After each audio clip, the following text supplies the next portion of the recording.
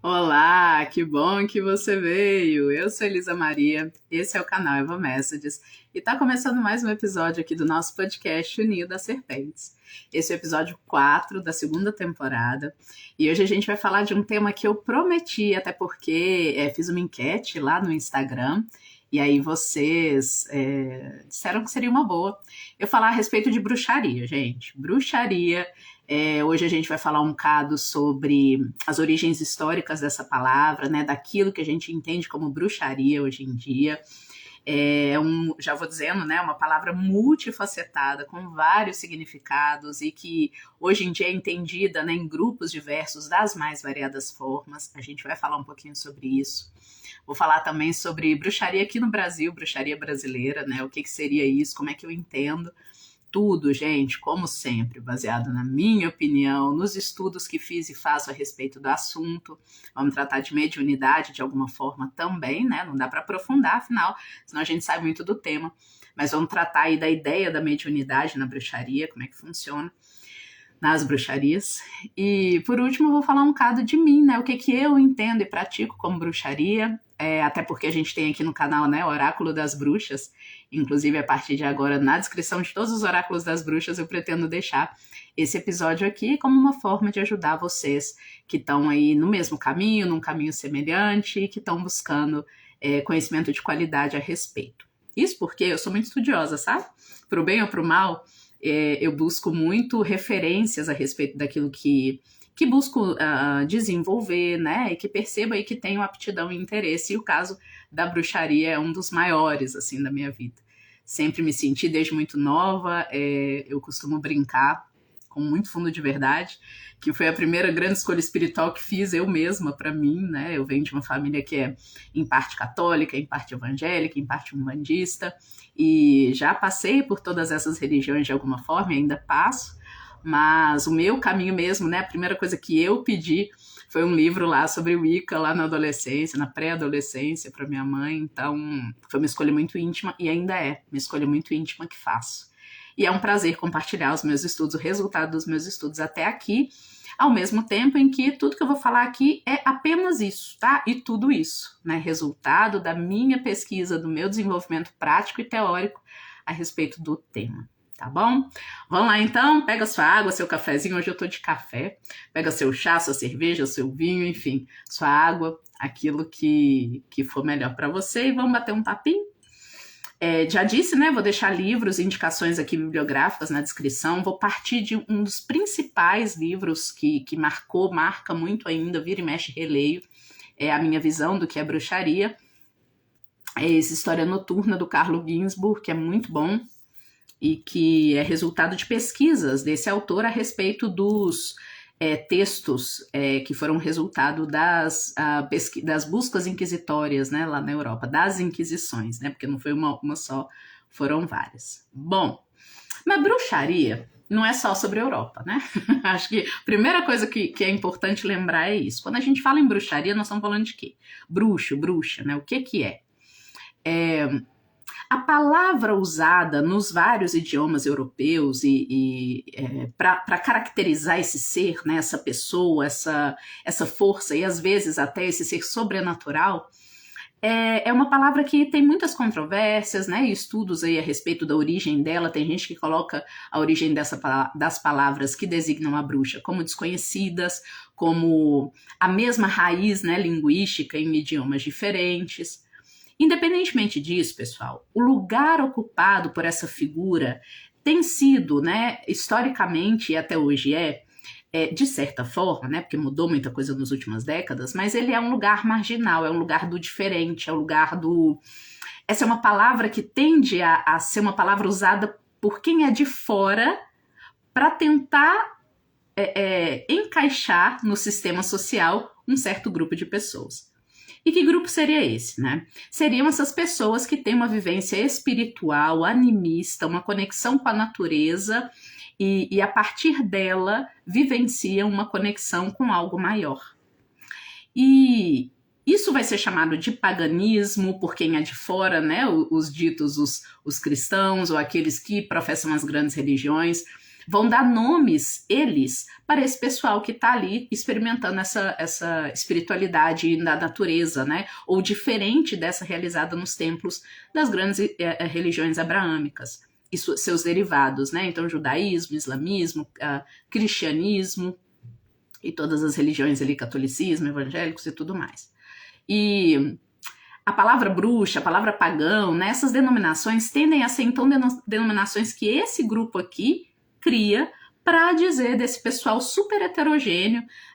Não existe uma igreja da bruxaria, não existe uma igreja do paganismo, uma linha específica, né, que todos seguem, de atitudes, de práticas, de rituais. Então, é muito mais pulverizado, é muito mais múltiplo do que a gente pode imaginar. Né? Então, a experiência do ser bruxo, o que a gente está chamando de bruxaria, de paganismo, de práticas mediúnicas, é muito, muito amplo. Tá? Então, eu vou começar com essa bagagem histórica nossa. Lá no contexto que o Carlo Ginzburg traz, a bruxa nasce, né, lá na Europa, aquele período de perseguição inquisitorial que a gente estuda na escola. O que ele identifica para nós aqui no História Noturna, pessoal, é que isso na verdade era uma continuidade de uma prática de bode expiatório. Né? Então, a gente está falando aqui de períodos de escassez na história, né? Períodos da antiguidade, o início da Idade Média, em que era preciso, né? E essa tática até hoje é usada pelos estados nacionais, né? E pelas, enfim, não vou entrar muito em política não, que dá problema, mas é uma tática conhecida dos governos, né? Que uma vez que a gente esteja como sociedade enfrentando algum problema coletivo para o qual o governo não tem resposta, seja esse governo que for, né, o feudal, o monárquico, o que seja, a prática do bode expiatório é uma prática que não é nova, que é a ideia de selecionar um grupo marginal da sociedade e botar a culpa nele por tudo aquilo que está acontecendo. Né? Então vamos lá, vamos pensar em períodos de escassez de comidas, de pestes e adoecimentos na Europa, em que o governo não sabia o que fazer, né? Os governantes não sabiam o que fazer, e para tentar pôr controle na revolta da população, né, nos medos, né, na selvageria que pode nascer numa população quando está passando por necessidade, esses governantes vão lá e apontam um grupo marginal para que toda a ira da população se volte para esse grupo. E aí esqueça-se, né, que na verdade aquilo ali poderia ser, sei lá, talvez cuidado, melhor administrado, se quem está no poder quisesse o bem comum. Né? Então vamos pensar que, colocando uma situação prática, é muito mais fácil quando você não tem uma ciência que sabe dizer de onde vem a peste e o que fazer para controlá-la. Quando você tem problemas de má distribuição de recursos, né, que geram falta, fome, escassez na Europa antiga, considerasse-se, então, que isso, na verdade, era quem estava causando aí vamos lá, primeiro eram os leprosos, né, os leprosos, inclusive no livro História Noturna, o Carlo Ginzburg, ele traça para nós como é que essa estratégia acontecia, né? Então os leprosos, começava-se um burburinho social de que os leprosos eram pessoas que estavam tramando um plano para acabar com todos os saudáveis, né? Já que eles não tinham como se safar do adoecimento deles, então eles queriam que todo mundo os contaminasse, então eles estavam contaminando as águas, enfim, fake news, né? Não é de hoje a gente só tem ferramentas mais, infelizmente, que degradam mais, né, com as fake news, porque elas têm um alcance muito maior. Bom, mas o fato é que os leprosos foram um dos primeiros grupos na Europa a serem os bodes expiatórios escolhidos para serem perseguidos, massacrados, como culpados por algum mal social que estivesse acontecendo. Depois foi a vez dos judeus, né? Eles também, inclusive até hoje, na história da humanidade, em vários momentos, foram considerados como bodes expiatórios, né? Foi assumido que eles tinham uma culpa sobre um problema que estava assolando toda uma sociedade, e assim criou-se a raiva, né? A vontade de aniquilar aquele grupo por parte de toda uma sociedade. E as bruxas, as ditas bruxas, tiveram seu momento, né? Então, o momento das inquisições lá na Europa foi um momento, de novo, em que buscava-se um bode expiatório para mortes de crianças que ninguém entendia muito bem como aconteciam, golpes de infortúnio e de azar, né, que alcançavam alguém. Nossa, isso ou falta de habilidades, né? E aí, em lugar de haver um autoquestionamento ou um questionamento dos reais motivos por que aquilo poderia estar acontecendo, o que acontecia era que se botava a culpa naquela vizinha que morava mais longe, que dava remédios e que fazia uns unguentos e que era parteira, né? Então a ideia da parteira que tem pacto com uma divindade negativa, né? Seria uma forma de torná-la bode expiatório da morte de um bebê, que na verdade talvez a gente pudesse até, houvesse ciência desenvolvida para isso, reconhecer apenas uma questão ali, um problema na hora do parto, né? Um problema que não era culpa da parteira e tudo mais. Enfim, a bruxa nasce então como esse lugar, né? O bruxo, a bruxa, o pagão, são nomes dados por aqueles que os queriam condenar e os tornar bodes expiatórios de problemas para os quais a população em geral não tinha uma solução. A partir daí, a gente tem então lá na Inquisição Europeia um monte de julgamentos que extraíam sob tortura das pessoas certas confissões de que eles seriam sim participantes de né? Aí foi se usando nomes, por exemplo, Sabá, que é um nome judeu, né? Que é o nome dado pelos perseguidores das Inquisições nos países de Europa, nos territórios de Europa.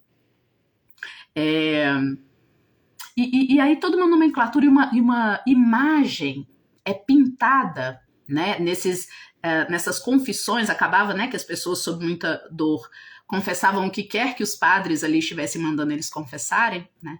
E isso faz com que os textos resultantes destes testemunhos, né, eram, na verdade, uma extensão do imaginário dos cristãos, uma extensão do imaginário daqueles padres. Então, esses textos eles estão cheios de pactos com um tal de um demônio, de um satanás, né, e que não tinha existência no folclore, né, dos povos simples, as mulheres muitas vezes simples, que eram levadas a esses julgamentos, né? Eu hesitei aqui porque nem sempre eram mulheres simples, tá? Às vezes eram mulheres, inclusive, com muitas posses, olha a questão financeira aí.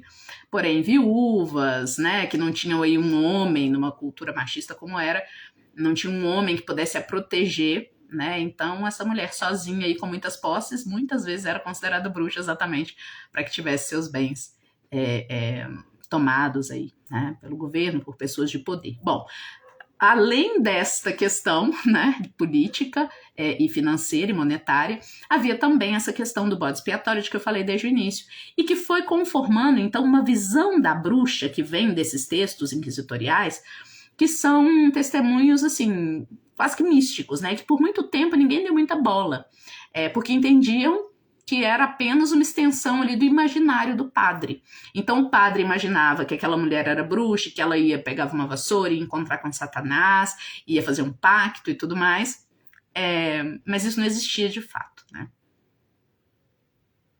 Agora, a pesquisa do Carlos Ginzburg, ela mostra que algo ali tinha um substrato que não parecia ser vindo da imaginação desses padres. E é aí que eu quero chegar, né? O registro mais interessante que nasce desses textos inquisitoriais, pessoal, é esse registro de uma espécie de prática lá no subterrâneo, para além dessas invencionices, né, do imaginário do que seria pagão, do que seria o mal na imagem desses padres cristãos.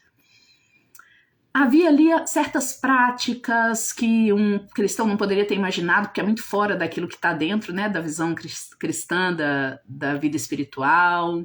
Haviam certos encontros, né, inclusive há um registro aqui no livro que é muito interessante, de uma das regiões mais distantes da Europa, uma região muito reclusa, numa floresta ali bem no meio da Europa mesmo ocidental, né, sul da Alemanha, norte da Itália. Uma região bem isolada, que preservou por muito tempo uma espécie de prática muito específica, e que aí talvez a gente possa encontrar a raiz dessa bruxa europeia, né? E é disso que eu tô falando aqui, buscar as raízes do que a gente entende por bruxaria, por enquanto, lá na Europa. Daqui a pouco a gente chega aqui no Brasil e na minha prática pessoal. Mas lá, então, tem um substrato de práticas folclóricas, de práticas espirituais do povo humilde da Europa ligado à terra, e que estão relacionados a, por exemplo, em Friuli, né? Havia testemunhos de pessoas que diziam que em alguns momentos do ano eles eram chamados a uma prática que a gente pode traduzir hoje como um desdobramento astral. Então eram pessoas que tinham que dormir num horário mais cedo porque elas eram à noite chamadas para lutar contra bruxos, bruxas, que seriam aqui, né? Esses bruxos e bruxas não seriam humanos, seriam seres do astral, seres malévolos, e contra os quais o povo do vilarejo de Friuli, alguns específicos, e é importante dizer isso, algumas pessoas específicas eram agraciadas com esse poder ou condenadas com essa maldição a algumas noites por ano ter que se desdobrar para lutar contra essas bruxas e esses magos pela fertilidade da terra. Então havia uma função social que eles tinham que cumprir, né? Eles iam lá e eles iam... pode ser que venha daí a coisa das bruxas nas suas vassouras, né? Porque eles iam armados ou de bastões, de vassouras, ou de ramos de plantas, e eles iam lutar no astral à noite, em desdobramento, né? Grupos inteiros, eles se encontravam lá no astral. Essa pode ser a origem, inclusive, do que nesses textos inquisitoriais vai ser chamado de o sabá das bruxas, né? Esse encontrar-se à noite. Mas no caso dos habitantes de Friuli, não era para fazer uma espécie de festa orgiástica, né, com o demônio, nada disso. E sim uma batalha que se dava entre eles e as bruxas e os magos, os bruxos do astral, para que fosse garantida a fertilidade da terra.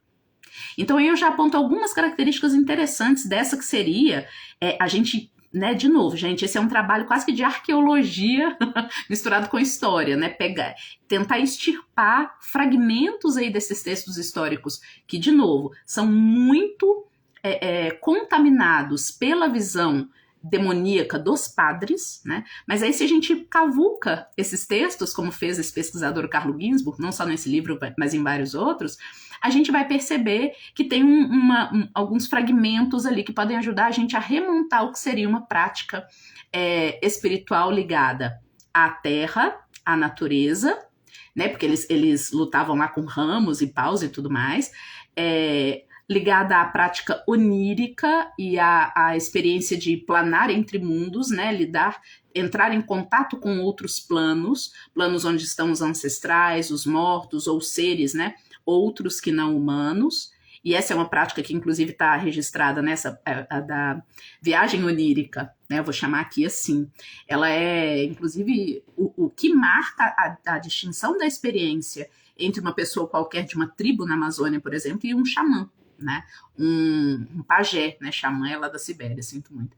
Um pajé, né? O pajé, esse líder espiritual, essa pessoa que tem a habilidade de planar entre os mundos, de estabelecer uma relação, uma comunicação entre o plano astral e seres lá do outro lado e aqui, né? O nosso mundo material, o nosso mundo concreto, tendem a ser esses que são chamados de servidores, né, do mundo espiritual, né, para os mais orgulhosos aí, sacerdotes, sacerdotisas, né, pais e mães de santo, né, o pai de santo é aquele que cuida do santo, que seriam esses espíritos do outro lado, faz o intercâmbio de informações, e isso já está presente lá nesses registros, sabe? E eu acho isso muito legal, a gente relembrar, então, num tempo que a gente vive agora, em que bruxaria pode ser tanta coisa, né, inclusive nas redes sociais, esse fenômeno aí que eu prometi para mim mesma que eu não ia ficar aqui passando todo esse episódio falando mal do movimento atual, New Age, né, de bruxaria, de redes sociais, TikTok e tudo,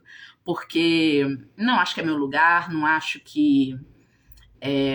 nem acho que seja errado, é uma forma, né, como tantas outras, eu estaria negando a mim mesma, como eu falei desde o início, que a bruxaria é plural, né, que ela pode e deve, eu acho, ser entendida como um monte de práticas heterogêneas, né, de pessoas distintas, mas que têm, eu acredito, seus parâmetros, né, e é deles que eu estou falando aqui hoje, mas é plural. Então, se é plural, né, TikTok, rede social, enfim, também devem ser outras formas de experimentar a bruxaria, e tá tudo certo.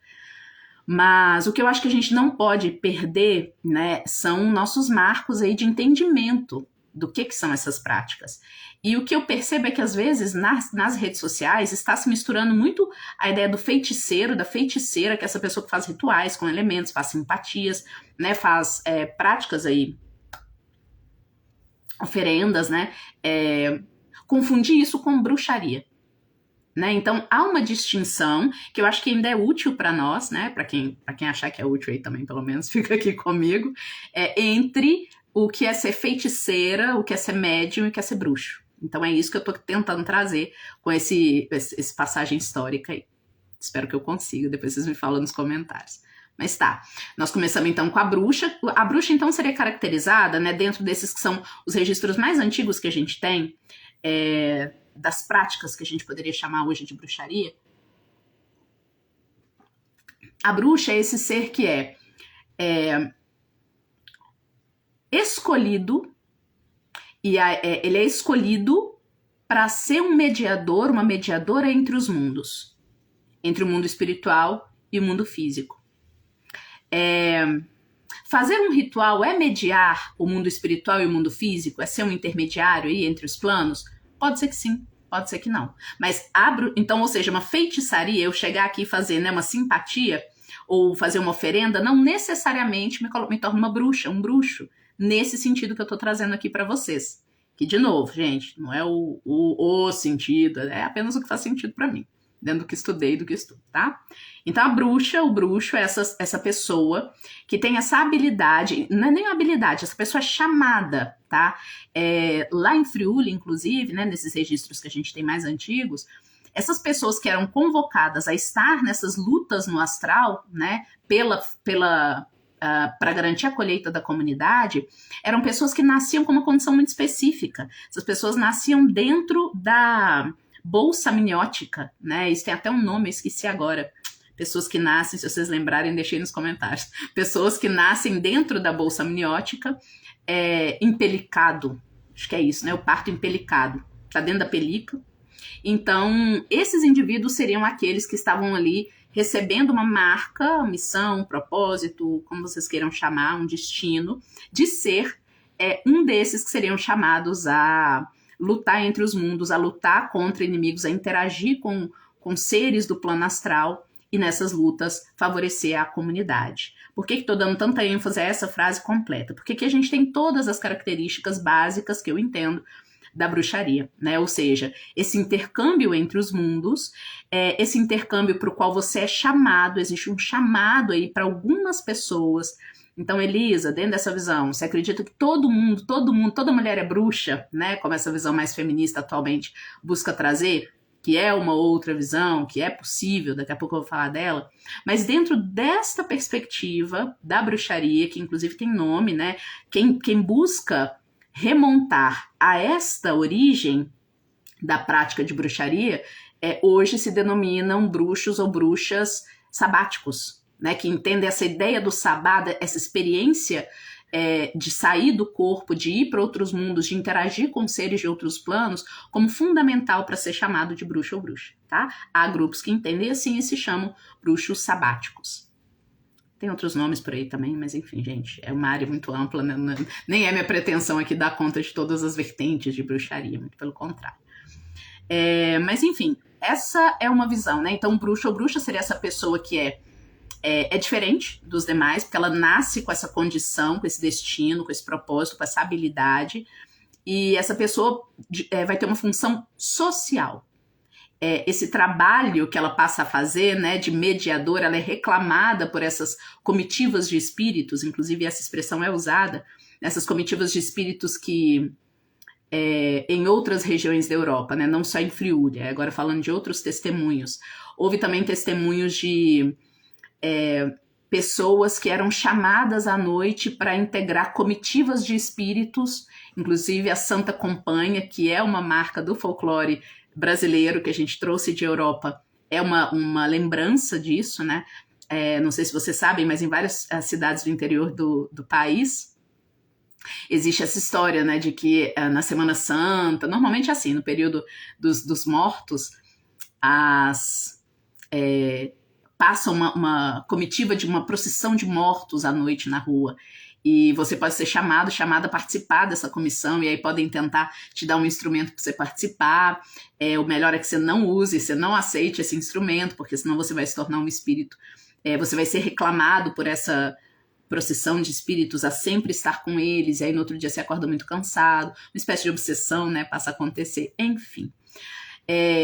Esse é também um registro, sabe? Então essa pessoa, de novo, que intermedia o mundo dos mortos e o mundo dos vivos, o mundo espiritual e o mundo material, essa pessoa que é chamada a isso, né? Então ela tem uma marca que a diferencia dos demais para esse propósito. E por último, essa pessoa ela faz um serviço à comunidade. Ela não é chamada à toa, ela não é chamada para porque ela é bonita. Ela é mais bonita que os outros, aí os espíritos chamam ela para estar lá. Não, ela vai a serviço, né?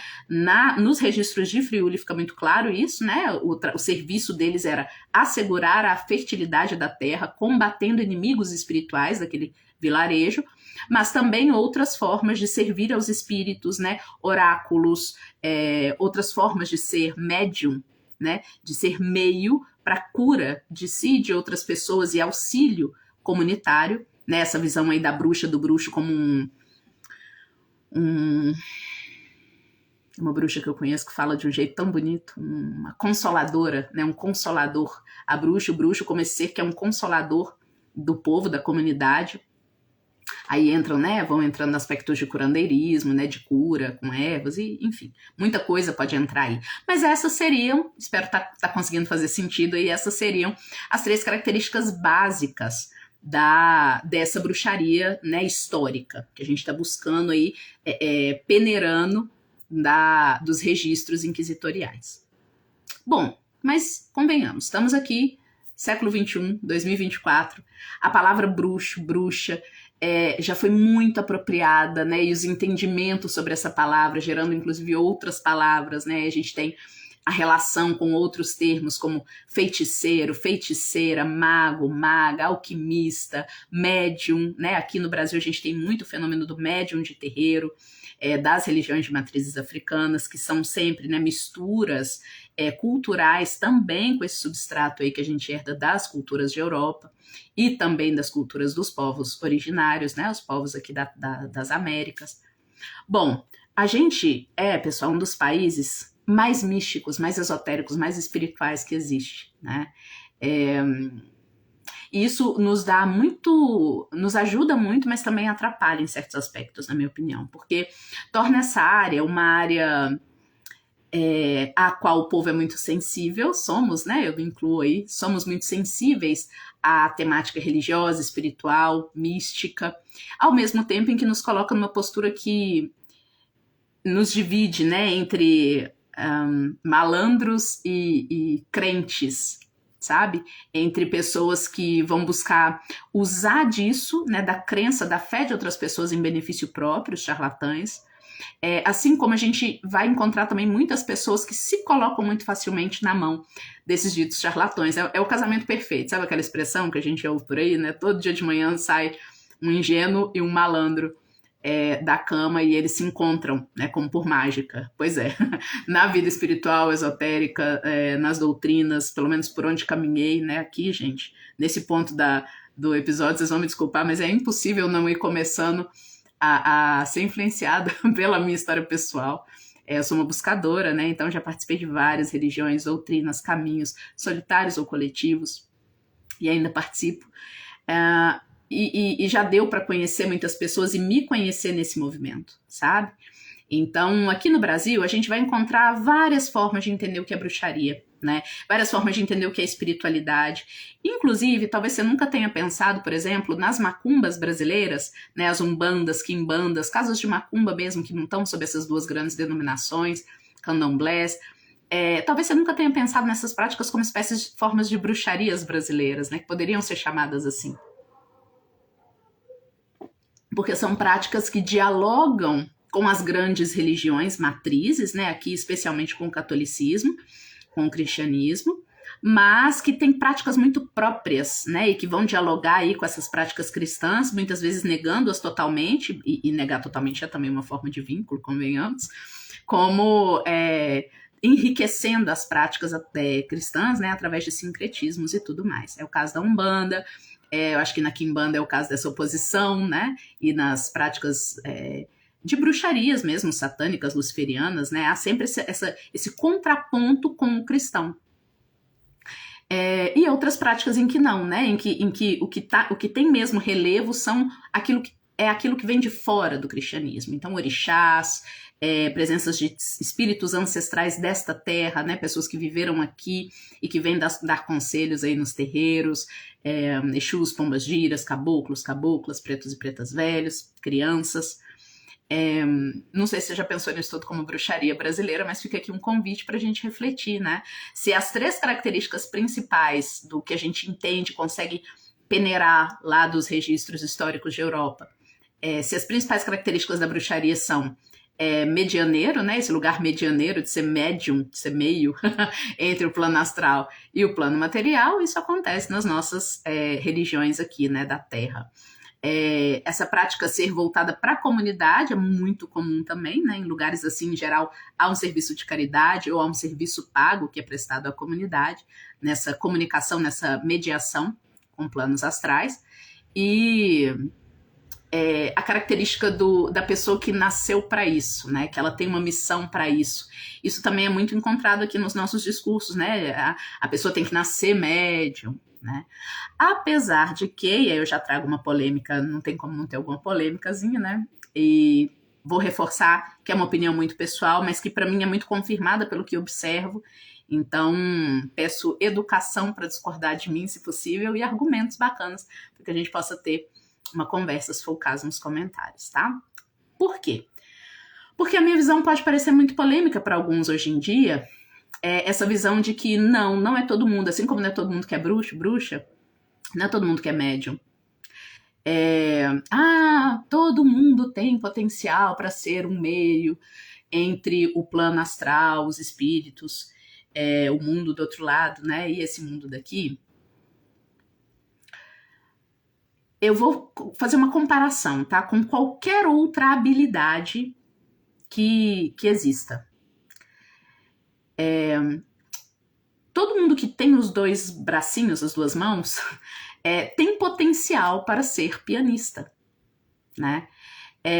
Então, em teoria, todo mundo tem potencial para ser um Mozart, mas só bem teoria, né? Convenhamos. O cara era um gênio, aos 4 anos de idade já estava tocando, né, criando e tudo mais.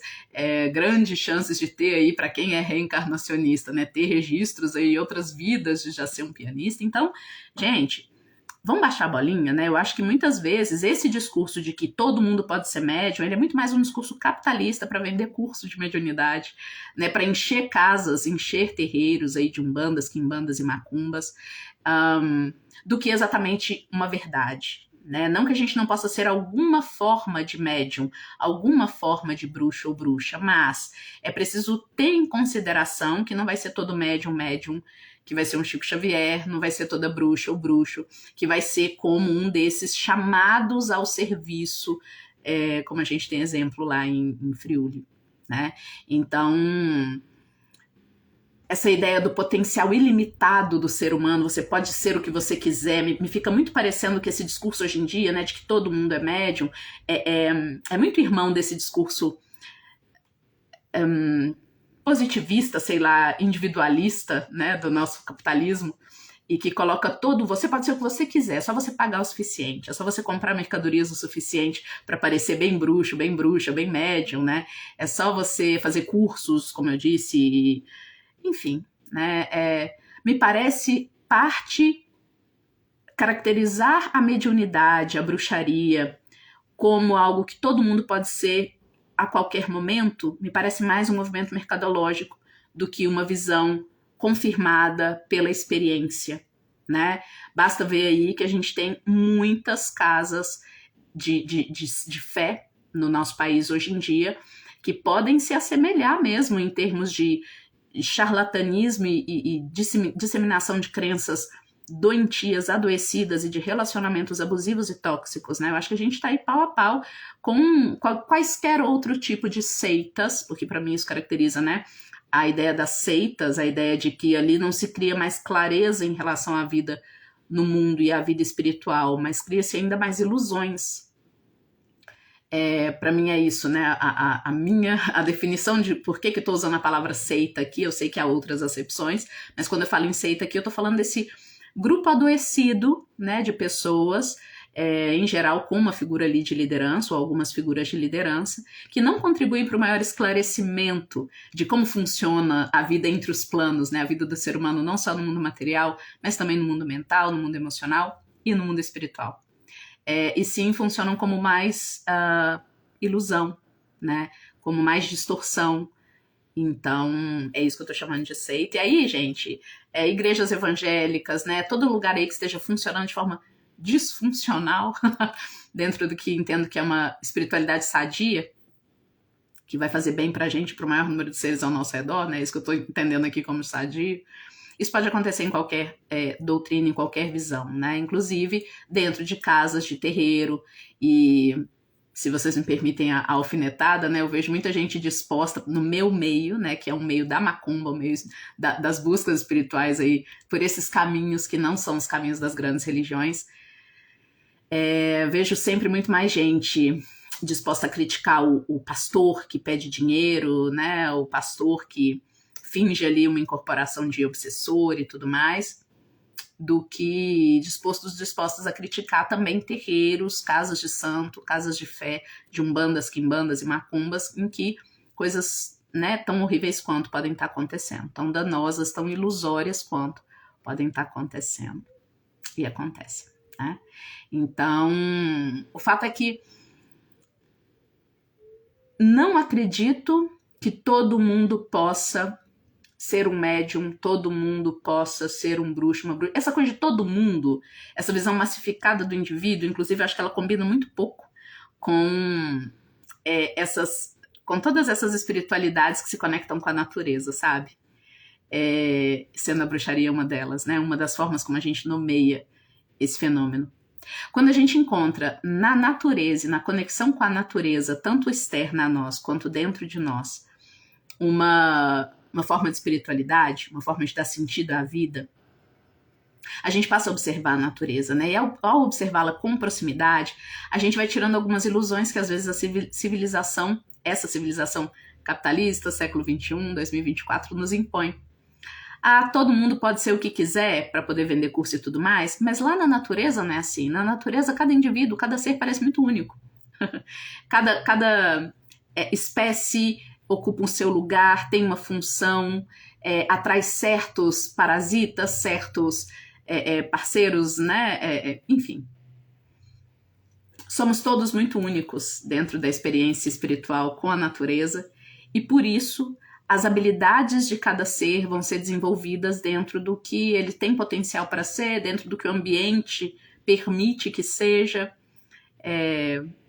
Isso é muito importante para nós. Então, acho que consegui, né, falar um pouquinho sobre a bruxaria no Brasil. Ai, gente, esse é um episódio que poderia provavelmente ter muitas, muitas horas. Mas vou encaminhando agora para os finalmente, porque agora eu vou falar de mim. Vou falar, tá bom, Elise, isso aí você trouxe, né, suas visões de bruxaria, de mediunidade, de espiritualidade, de forma geral, mas e para você? Como é que isso funciona? Quando eu falo em Oráculo das Bruxas no canal, aqui no Eva Messages, quando eu falo em bruxas anciãs, né, as anciãs, as velhinhas que me acompanham, me orientando nas minhas leituras, sejam as coletivas no canal, sejam as minhas leituras particulares, eu tô falando de comunicação com espíritos. Eu tô falando de sabedoria repassada através das histórias que me foram contadas e de tudo que me inspirou e ainda me inspira na experiência de mulheres que vieram antes de mim. Estejam elas vivas ou mortas. Isso não é o mais importante. A minha prática, ela inclui a comunicação com os mortos e o entendimento de uma sabedoria que eles me passam. Mas ela não precisaria incluir. E uma tiragem de cartomancia ou de tarô, ela não está menos completa ou é menos útil para alguém quando ela não é acompanhada de um espírito que me diz as coisas, né? Eu posso, dado o tempo, né, de aprendizado com esses espíritos, com essa espiritualidade anciânica, feminina, né, na maior parte das vezes, bastante masculina também, mas começou, né, e teve muito espaço na minha vida a partir das minhas experiências do feminino. E quando eu falo disso, eu tô falando de ancestrais vivas e de ancestrais mortas. Eu tô falando de espíritos, né, das macumbas, que vêm e trazem sua sabedoria em vários momentos da minha vida e que vão criando aqui uma bagagem que eu ativo na hora de ler o símbolo que está ali na cartinha, como pode ser sim uma comunicação que acontece ali naquele momento, né, de um espírito que vem e me ajuda através da simbologia das cartas a esclarecer e a ajudar, cumprindo essa função consoladora aí das artes divinatórias, que são também uma das formas, como a bruxa, o bruxo, o mago, o médium de terreiro, enfim, vai poder canalizar e ser esse intermediário, essa intermediária entre os mundos. Então é assim que eu atuo. Essa atuação, ela não precisa de muita explicação, né? Eu tô aqui de livre e espontânea vontade, falando para vocês um pouco do que é ser bruxa para mim. Apesar de eu também não reivindicar muito esse nome, eu até entendo, e aí vou falar no finalzinho aqui sobre o feminismo, né? Eu até entendo essa reivindicação bacana do feminino, do feminismo, de querer se apropriar desse nome que foi usado por tanto tempo para denegrir mulheres, né? Para diminuí-las, colocá-las num lugar que poderia ser violentado, perseguido, né? Morto, a bruxa. Então eu acho até legal, né? Essa recuperação, hoje em dia as mulheres usarem com muito orgulho. Sou bruxa mesmo, né? E esse se tornar um nome de poder para as mulheres. Não tenho nada contra, muito pelo contrário. Acho incrível. É uma forma, né, através da qual a gente pode se empoderar e superar momentos de trauma coletivo e de dores. Porém, não é uma reivindicação pessoal tão relevante, sabe? Eu, assim, no meu dia a dia, não me preocupo muito em ser chamada ou não de bruxa, não, né? Inclusive, né, como reivindicação pessoal, para mim faz até mais sentido. Não quero, sabe? Esse nome desde o início é um nome que vem aí de alguém de fora querendo colocar numa caixinha o tipo de práticas que herdo ou não da minha família, que dizem ou não dessa conexão com a natureza como princípio do sagrado e essa conexão com os planos, né? Esse chamado a comungar com outros planos. E aí, em algum momento, teve uma grande religião aí que quis chamar de bruxa, ou teve um grupo de pessoas que quis chamar a gente de bruxa. Bom, eu passo, esse nome não quero. Prefiro ficar aí no campo do inominável, né, do que da prática que não tem um nome exato para ela. Porque para mim ainda é muito parte do discurso do caçador, né? Vocês já ouviram aquele ditado africano que diz que enquanto os caçadores contarem as narrativas de caça, eles serão sempre os heróis, né? E os leões vão ser sempre os vencidos, os vilões. Então, para mim ainda é muito parte do discurso do caçador, sabe? Do dominador, essa coisa de me chamar de bruxa, né? Eu sou bruxa coisa nenhuma, eu sou alguma coisa aí que ninguém sabe muito bem o nome e que funciona, né? Eu acho que é o mais importante, era aqui que eu queria chegar, né? Dentro de um conteúdo e de uma área tão ampla, com a ideia de tentar definir o que é bruxaria, um bom fio condutor para a gente não se deixar enganar, nem enganar ninguém, é o fio condutor do que funciona. Então, tá funcionando, né? Ah, será que eu sou bruxo, bruxa? A princípio, eu já preciso te dizer que se você precisa perguntar, provavelmente você não é não. E tá tudo certo, você pode ser várias outras coisas, né?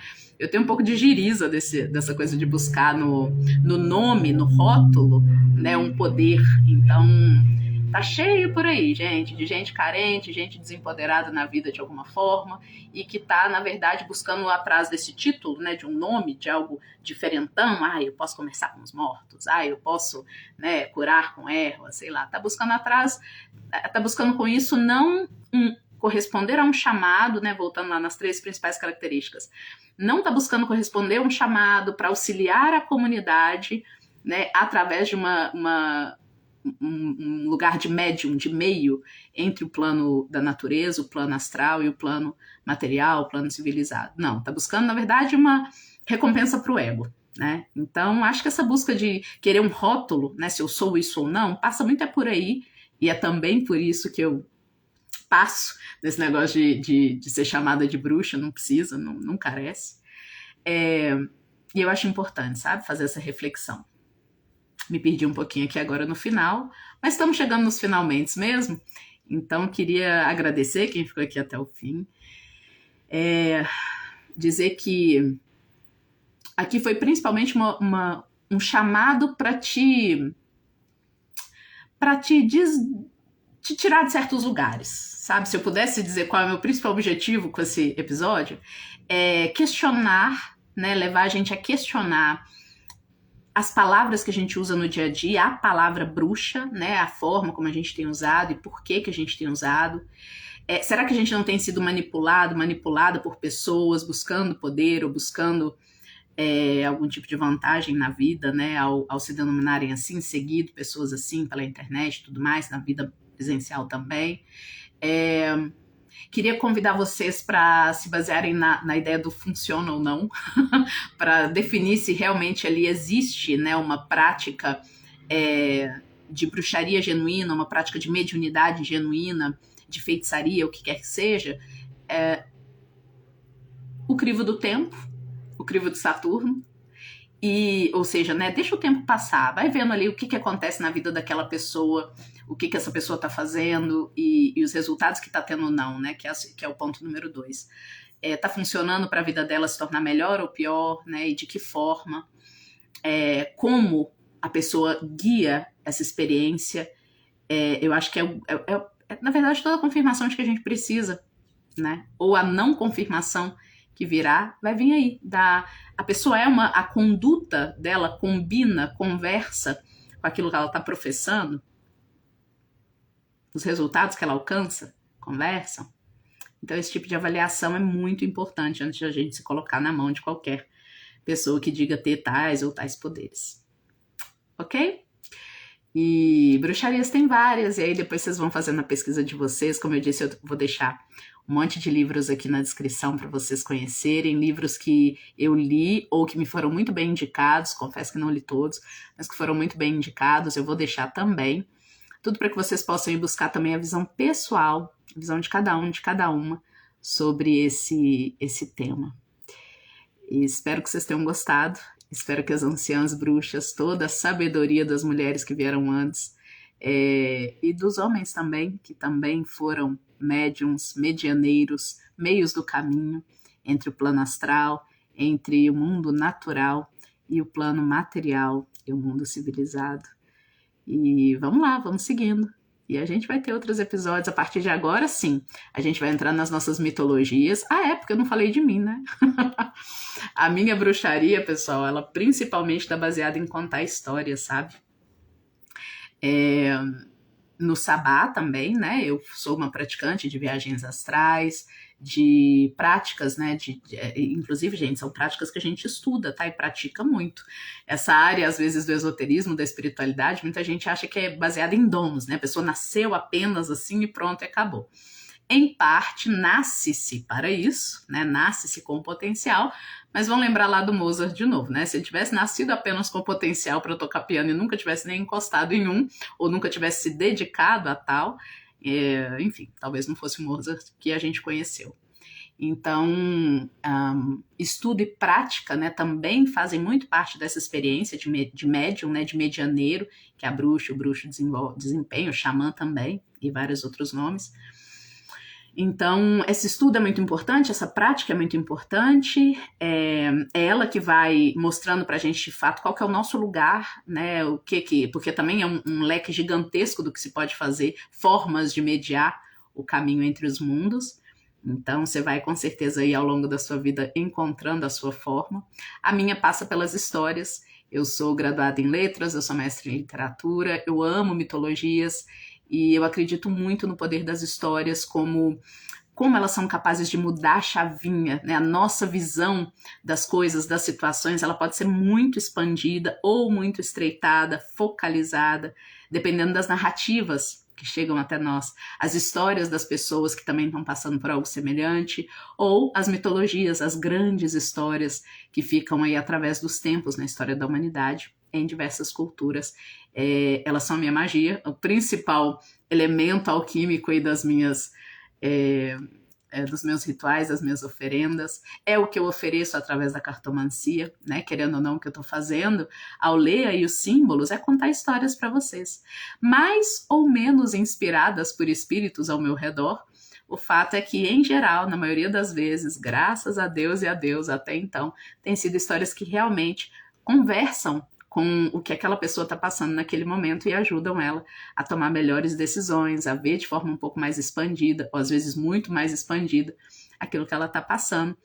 Então essa é a minha cartomancia, meu tarô também funciona dessa forma e as leituras coletivas aqui também. A partir de agora, a partir do próximo episódio aqui do nosso Ninho das Serpentes, o que a gente vai fazer vai ser começar a tratar de mitologias. Então eu vou começar com a Rainha de Paus, lá do tarô mitológico. A gente vai começar guiado por ele mesmo, né? Bom e velho tarô mitológico, que aliás, uma curiosidade aqui, né? A bruxaria, né? Com esse nome, bruxa, foi um boom aqui no Brasil lá na década de 80, né? Década de 70, 80, 90 também ainda tinha muita força.